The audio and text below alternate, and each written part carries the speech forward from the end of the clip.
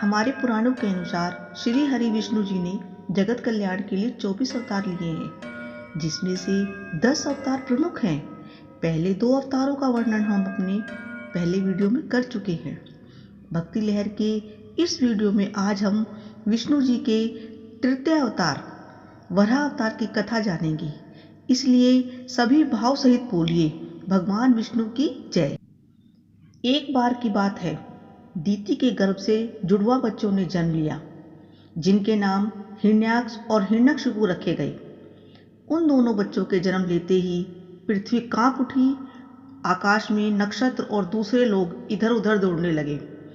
समुद्र में बड़ी बड़ी लहरें उठने लगी। प्रलयंकारी हवा चलने लगी। ऐसा लगा मानो प्रलय आ गई हो। हिरण्याक्ष और हिरण्यकशिपु दोनों पैदा होते ही बड़े होने लगे। बड़े होते ही अपने अत्याचारों से धरती को कंपाने लगे। हिरण्याक्ष और हिरण्यकशिपु दोनों ही बलवान थे, किंतु फिर भी उन्हें संतोष नहीं था। वे पूरे संसार में अजेयता और अमरता को प्राप्त करना चाहते थे। हिरण्याक्ष और हिरण्यकशिपु दोनों ने ब्रह्मा जी को प्रसन्न करने के लिए बहुत बड़ा तप किया। उनके तप से ब्रह्मा जी प्रसन्न हुए और प्रकट हो गए। तुम्हारे तप से मैं बहुत प्रसन्न हूँ, वर मांगो, तुम क्या चाहते हो? हिरण्याक्ष हिरण्यकशिपु दोनों ने उत्तर दिया, प्रभो, हमें ऐसा वर दीजिए जिससे न कोई हमें युद्ध में हरा सके और न ही कोई हमें मार सके। ब्रह्मा जी दोनों को वरदान देके और तथास्तु बोलकर अपने लोक चले गए। ब्रह्मा जी से अजेयता और अमरता का वरदान पाकर हिरण्याक्ष और अधिक उदंड और स्वेच्छाकारी बन गया। तीनों लोकों में अपने को सर्वश्रेष्ठ मानने लग गया। दूसरों की तो बात क्या, स्वयं भगवान विष्णु को भी अपने समक्ष तुच्छ मानने लगा। हिरण्याक्ष ने गर्वित होकर तीनों लोगों को जीतने का विचार किया और अपनी गदा को हाथ में लेकर इंद्रलोक जा पहुंचा। देवताओं को जब उसके आने की खबर मिली तो वे सभी भयभीत होकर इंद्रलोक से भागने लगे।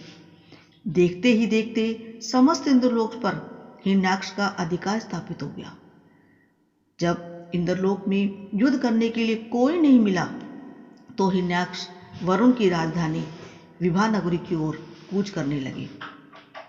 उसने वरुण के समक्ष उपस्थित होकर कहा, वरुण देव, आपने सभी दैत्य को पराजित कर और राजसूय यज्ञ किया है। आज आपको मैं पराजित करूंगा। कमर कसकर तैयार हो जाइए। यह मेरी इच्छा है। आप मेरी युद्ध पिपांसा को शांत कीजिए।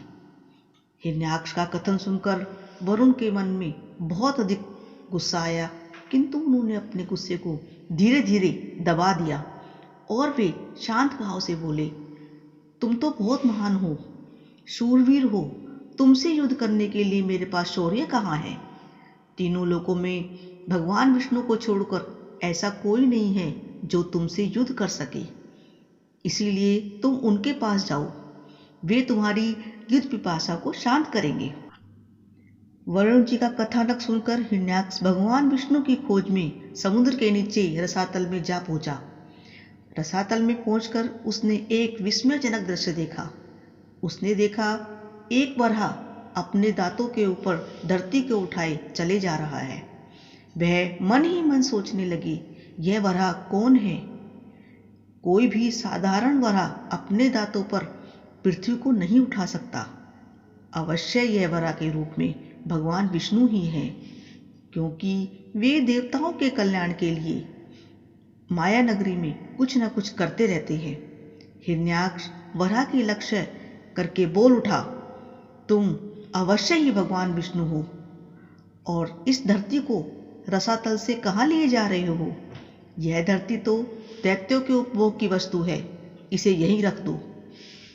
तुमने अनेक बार देवताओं के कल्याण के लिए दैत्यों को छला है, आज तुम मुझे छल नहीं सकोगे। आज मैं तुम्हारे पुराने वैर का बदला लूंगा। यद्यपि हिरण्याक्ष ने अपनी कटुवाणी से गहरी चोट की, किंतु फिर भी भगवान विष्णु शांत ही रहे। उनके मन में रंच मात्र भी क्रोध पैदा नहीं हुआ। वे वराह के रूप में अपने दांतों पर धरती को लिए आगे की ओर बढ़ते चले जा रहे थे। हिरण्याक्ष भगवान वराह रूपी विष्णु के पीछे लग गया।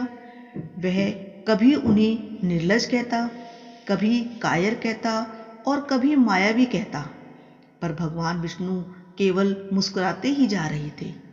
उन्होंने रसातल से बाहर निकलकर धरती को समुद्र पर स्थापित कर दिया। हिरण्याक्ष उनके पीछे लगा रहा, अपने वचनों से उनके हृदय को बेधता रहा। लेकिन भगवान विष्णु ने धरती को स्थापित करने के पश्चात हिरण्याक्ष की ओर एक बार ध्यान से देखा। उन्होंने हिरण्याक्ष को देखते हुए कहा, तुम तो बलवान हो। बलवान लोग कहते नहीं हैं, करके दिखाते हैं। तुम तो केवल प्रलाप कर रहे हो। मैं तुम्हारे सामने खड़ा हूं। तुम क्यों नहीं मुझ पर आक्रमण करते? बढ़ो, मुझ पर आक्रमण करो। हिरण्याक्ष की रगों में बिजली की तरह चेतना दौड़ गई। वह हाथ में गदा लेकर भगवान विष्णु पर टूट पड़ा।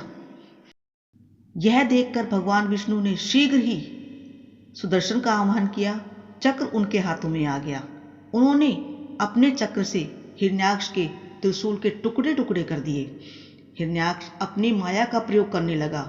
कभी तो प्रकट होने लगा, कभी छिपने लगा, कभी तेज तेज हंसने लगा और कभी डरावने शब्दों में रोने लगा। कभी रक्त की वर्षा करता तो कभी हड्डियों की वर्षा करने लगा। भगवान विष्णु उसके सभी माया कृत्यों को नष्ट करते जा रहे थे। जब भगवान विष्णु हिरण्याक्ष को बहुत ही नचा चुके थे तो उन्होंने क्रोध में आकर उस पर प्रहार किया, जिससे हिरण्याक्ष की आंखें बाहर निकल आई और वह धरती पर निश्चेत होकर गिर पड़ा।